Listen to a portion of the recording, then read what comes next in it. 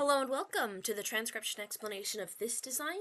It was done using the script, of which I have a mini version of the key above me, and the script was created by my friend Lauren Sherman, and I've been developing it since with them, and I am super excited to have it be now used on the official Gallifreyan translator app and have that tied to an official source for Doctor Who.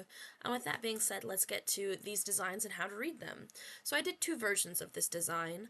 I was given lots of reference images with this sort of tree interlocking with a linear design with a central circle thing for a tattoo, and I wanted to do one version with the design kind of strung out linearly like this. And then I also wanted to do the whole design in one circle that could be worked into whatever the tattoo artist designs around it. So I did both. Long story short, I did both. So let's go ahead and get to reading these. So in the script, you start reading at the bottom and you go counterclockwise, like a time traveler going back in time, which is why in this design we start at the bottom and again go counterclockwise. And then in this design we start at the bottom and we go counterclockwise around our sentence as well as around the letters within each word. Now these letters are formed by a combination of letter stems and letter modifiers, which again, if you look above me, we can see the grid, which I will be talking about the rows and columns that letters are in. For example, because this shape here is a shallow divot, like a bite taken out of a cookie, that means it's going to be in the third row in the grid above me, and it only has one dot, one big old dot, and that means it's in the column with one dot and is therefore a WH. And in this script, flexibility is key, so in addition to writing a WH like a WH as just one letter, we can also make it as a W and an H. So here's another shallow divot, except this shallow divot has a line ending here and a line ending here. Well, this is, yes, one line, and if we look at the column with two lines, that's where the W is. These lines count where they end on a letter stem. So we count up each of the times a line terminates or starts from one of these letter stems. And in this case, we have two lines that end on this letter stem. So this is a W with two line connections. And this is an H with two line connections as well. So here's a WH, and then this again was a WH as one letter. Then we have vowels, and an E is a little guy. Vowels are down at the kind of bottom corner of the grid up there, and E's are centered, meaning they're on the line of the word circle or centered inside one of these vowels, inside one of the consonant stems. So here's an example of an E right on the line of the word circle, centered. And then here's an example of an E centered inside of our letter stem. So both of these are E's. In fact, this is an E as well, and this is an E as well.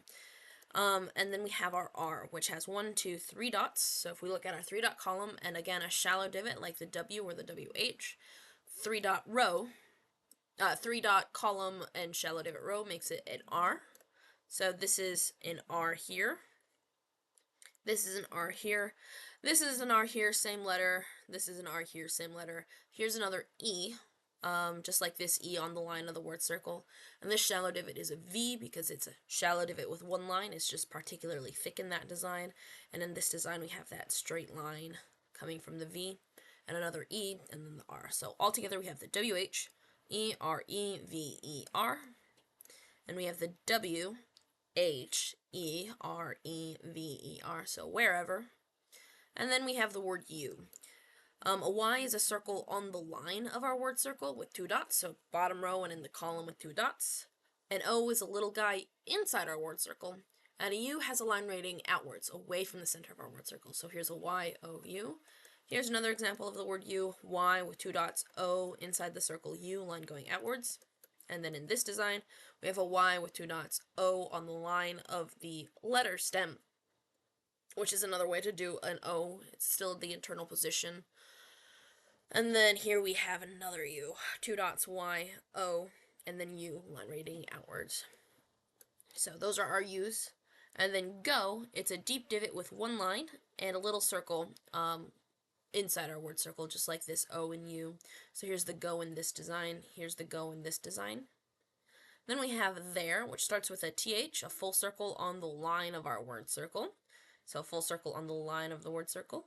Then E, little guy on the line of our word circle. So again, zooming in, here's the word circle for the word there. The E is on its line, just like these E's in wherever.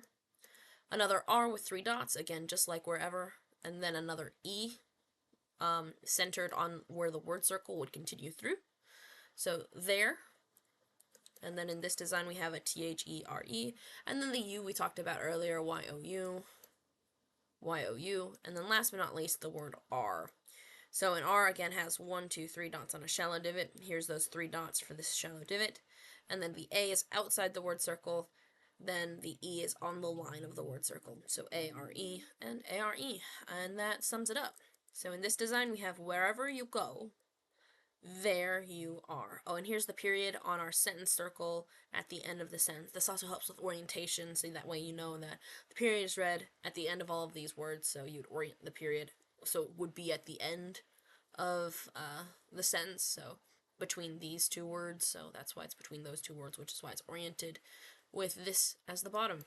Similarly here, it is between our last two words, which is why we know its orientation has to be. Right now, this is first. You don't start a sentence with a period. Here's it starting with a word, and then if we were to like spin it anywhere else, we would start with different words. So we spin it so that way the period is at the end of the sentence. I could have also used a start marker, but I wanted to keep it more circly, and the start marker has a little break in and an arc, and I felt like this looked fine and was easy enough to read with just the regular old period. So yep, those are those designs. I hope you like them. Bye.